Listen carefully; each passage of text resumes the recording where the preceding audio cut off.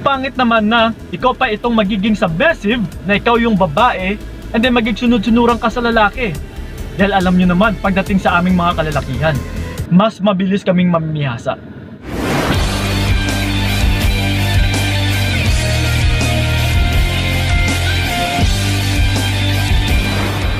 Yo, what's up?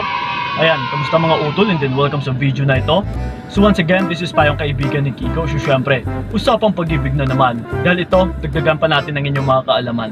Kasi ito ang magiging topic natin sa video na ito is gawain para mas uunahin ka niya at i-priority. Okay? So ito mga utol, ituturo ko sa inyo yung technique na kailangan ninyong gawin or dapat ninyong gawin para uunahin kayo ng mga partner ninyo at saka i-priority. Lalong-lalo na sa mga ina-itsapwera dyan. Kasi karamihan din talaga, sa una masasabi natin na, Kuya Kiko, bakit dati is pina-priority naman ako ng partner ko? Halos buong oras niya is nasa sakin. Pero nung kinatagalan is, bakit nag-iiba? Na yung tipo parang wala na siyang pakialam sa akin. Hinahayaan niya na lang ako. Minsan hindi niya pa ako kinikibo.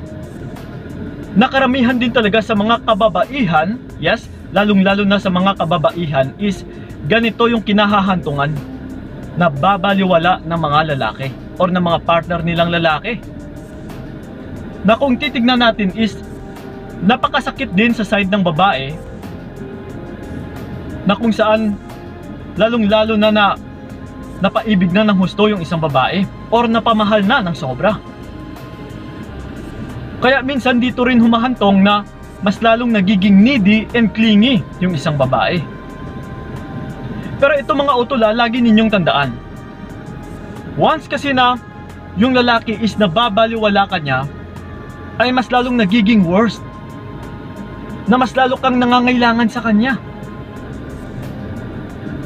So, mas lalo lang talagang lalala ng lalala or palala ng palala na may etsapwera ka ng partner mo. Kasi dahil na doon sa pagbaliwala niya sa'yo is mas lalo kang naghahabol or mas lalo kang dumidikit sa kanya. So which is mali yung gawain na yun. Na instead na hahabol at hahabol ka sa kanya or mas nangangailangan ka ng oras niya, is dapat kailangan mo itong kontrolin. Reverse psychology, utol. Kasi yung automatic response talaga ng tao ay kapag ina-etsapwera tayo is mas lalo tayong nangangailangan ng atensyon niya. That's why mas lalo tayong nagiging needy and clingy. Mas lalo tayong nagiging pabebe. Mas lalo tayong naglalambing. Na kabaliktaran sa pinapakita niya. Dahil hinahanap-hanap natin yung dating pinaggagawa niya or yung dating paglalambing niya rin sa'yo. Na kung saan mayroon pa siyang oras sa'yo. So ngayon mga utol, kabaliktaran po ang dapat nyo lang din gawin. Once na nababaliwala kayo ng mga partner ninyo, instead na mas lalo kayong magiging needy and clingy, ay dapat mas lalo kayong magdidisiplina sa inyong sarili na kukontrolin nyo talaga. Na kailangan is maghunos dili ka muna or mag-step backward ka. Uy, teka lang, bakit parang wala siyang oras sa akin? So instead na mangangailangan ka sa kanya ng oras, ay dapat kabaliktaran ang ipapakita mo. Kundi hayaan mo lang. Huwag kang maghabol, huwag kang maging pabebe, huwag kang maging needy and huwag kang maging clingy. Kung ayaw mo talagang mas lalong maging malala. Kasi palala ng palala yung situation kung magpapadala ka sa ganitong emosyon or magpapadala ka sa iyong emosyon. So ang tanging paraan lang po dito, utol, na kailangan mong gawin, actually ito sa mga kababaihan, which is ito talaga yung pinaka-power or yung ito yung pinakasandata ninyo, which is magaling kayo dito sa pagpapakipot. Na kung dati nalililigawan ka pa lang ng partner mo, is di ba magaling ka magpakipot? The more kasi na nagpapakipot ka is siya ito ngayon yung nangangailangan ng atensyon mo. So habang tumatagal ng tumatagal, ay bumabaliktad ito dahil pinapasok mo na rin yung masculine frame ng isang lalaki. Which is pumasok ka na, utol, sa kung alin yung validation na hinahanap-hanap niya. Binibigay mo na lahat ng validation. And then kung minsan is ikaw pa itong nag-e-effort at saka nag-e-invest. Kaya yun din yung rason kung bakit nababaliwala ka ng partner mo or kung bakit nagbabago yung partner mo. Na kung tutuusin utol, dapat sa umpisa pa lang, simula nung nanligaw yung isang lalaki, wala kang ibang dapat gawin dito is dapat magiging consistent ka lang sa kung ano yung pinapakita mo. Kung nagpapakipot ka, dapat kahit hanggang naging kayo na is magpapakipot ka pa din. Ipapakita mo sa kanya na minamahal mo siya, pero ito lang yung pinaka-keyword natin na kailangan mong gawin. Huwag kang magpakita ng excitement. Yes po.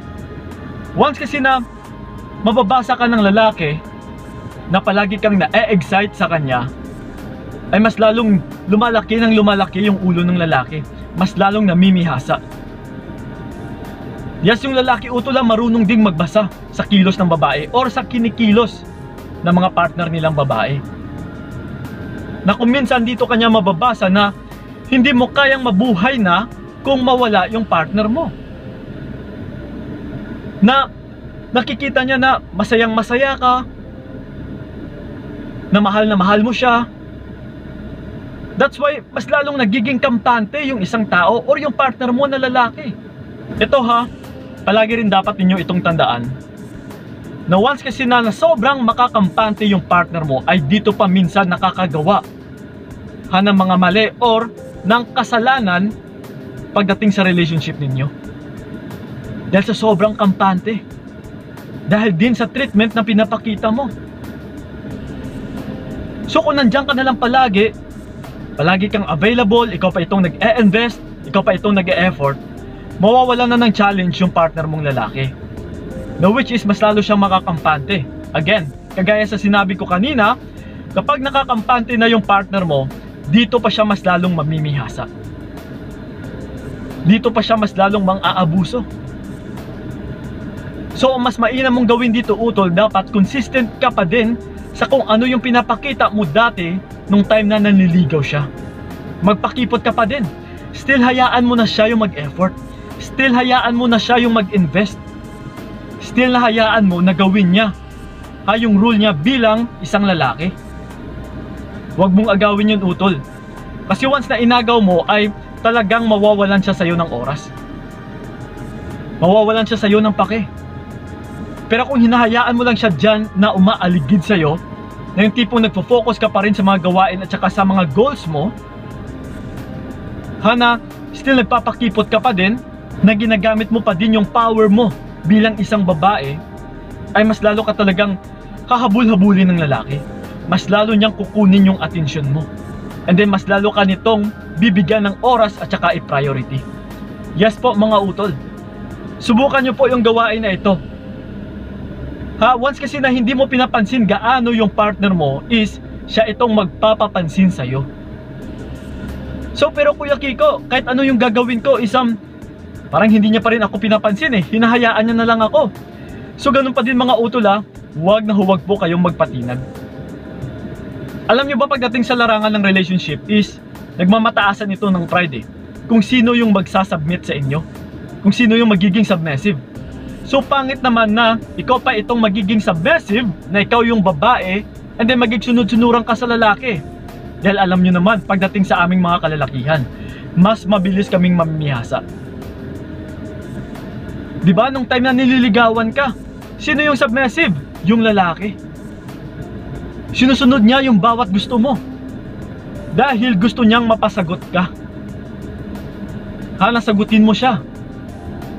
So ngayon yung nagiging kayo na is dapat i-maintain natin yung level na yun utol, na huwag pa rin nating walain na siya yung nagiging submissive.